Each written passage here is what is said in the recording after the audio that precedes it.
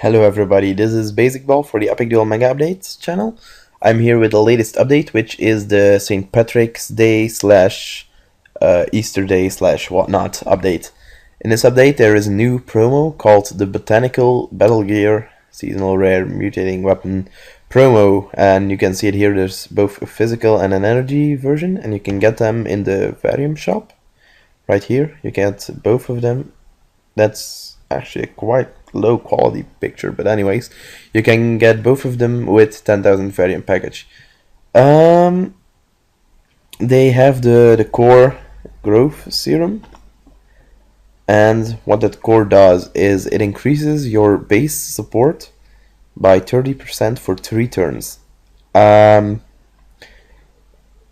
don't quite know why they put that core in, because what they spent doing the last 2 or so weeks is nerf support builds because they were too powerful, and now they basically get free 30% for 3 turns, which is enough to let's see, to auxiliary, to multi, and I'm specifically talking about mercenaries.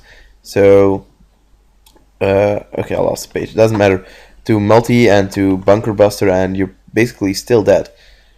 Another change is this new option, play idle battle animations. If you uncheck it, obviously idle battle animations won't play anymore, which reduces your lag, but of course doesn't play the animations. Let me see what else is new here. There's an the file, the initial load file, when you load Epicduel, has been shrunk by 25%. Which is quite a lot. So it's now 25% faster to load, basically. They added a percentage to the loader, so you can see how far the game is loaded yet. They increased the inventory limit to 200 items, up from 150. So you can now hold 50 items more. They said they would release an item bank for your collectibles, but apparently that was a little bit difficult to make. So for now, they have increased the limit to, as you can see, 200. And you know, the bank is still on the program, but it may be delayed a little bit. For Iceland, weapons and winter home items and things like that are all rare. But as you can see, Naomi got an update. She's now wearing some St. Patrick's Day stuff, and she has a shop with the St. Patrick's items, the Easter items like Bunnyborg, Carrot Blasters. I'm not going to go over them. They're all returning rares. Basically, the only important thing to mention is that the St. Patrick's Day weapons have the 2% stats thingy fixed, so you can't move it around, as opposed to, let's say, my spoon, which has the 2%. But of course, I had to buy that for 7,000 credits, or I don't know, like 500 Varium. Anyway, this one comes with its stand. All of those come with it. But the Celtic Cleaver seems like it has the same, but the Celtic Cleaver adds 7%. Come on. Adds 7% bonus chance to connect, which is actually good. If it was a physical sword, I would probably use it instead of the spoon, because, well, 5% to hit is a lot. That's 1 in 20 misses, which goes away. Actually, it's not, it's even more. Yeah, deny that. It's more than 1 in 20. Way more. Then there's balance changes in general. So for all classes, they have nerfed critical strikes. Critical strikes would previously ignore 50% of defense, and now it's down to 45%. And the minimum damage it increases with is now 9 damage at level 35 instead of 14 damage previously. Then skills, Deadly Aim. They have lowered the percentage by 5% at all levels. And it's so this used to be 28% more damage, and now it's 23.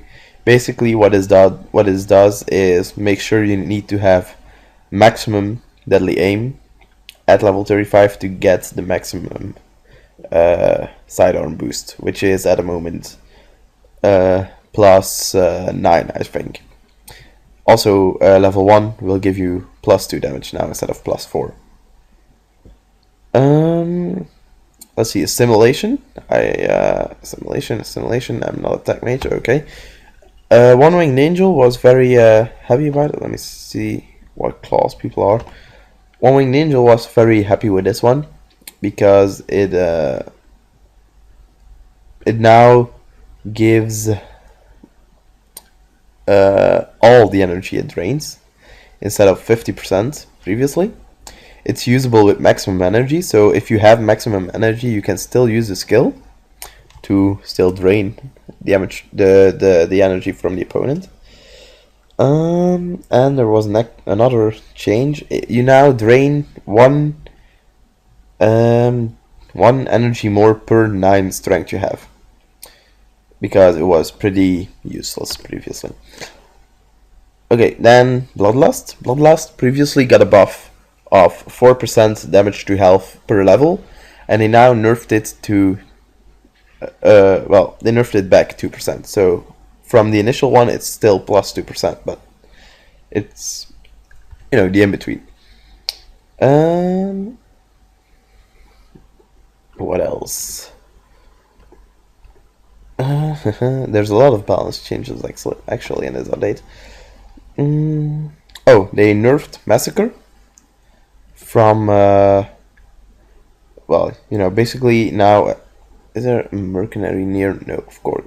What am I saying? Mercenary, a bounty hunter, of course. Bounty hunter near? No, there isn't. Okay, so basically now it does 120% extra maximum instead of 135%, and at level 1, I think it's plus 31% instead of plus 45%, which is basically 5 damage at level 1. Venom Strike, another skill which I need a bounty hunter for, which isn't here, unfortunately. Maybe that guy. Okay, so of course, Venom Strike. Venom Strike previously striked the enemy for 70% damage, and as you can see, it now strikes the enemy for 85% damage. So that's a little bit more powerful. Not that much, but still a little bit. Okay, Lost balance changes. Thank God, because it's a lot to cover. Are with the Omega Override core, and I should find that somewhere in my Omega Override is that one. So strikes and reduces an enemy's highest base stat for 30% for 3 turns. Yeah, I think they raised that from 20%, so now it's 30. And the same applies for Curse. Let me see if I can find my Delta sword somewhere. Delta. Vengeance. Dragon Buster. RX for destruction. Delta Destroyer. Okay. So you have the Curse effect, which now also reduces by 30%. And the same applies for the Curse Aura on the armor. Let me just see if I can pull that one up. Delta Knight. Here we go. So, as you can see, that one also adds. Oh yeah, okay, so it's a 13% chance to do it when they strike, but the debuff is 30% now instead of 25%. Yeah, okay, that was it for this update, and I'll see you guys next week for the next update, and the week after that will be for One Winged Angel. So see you guys.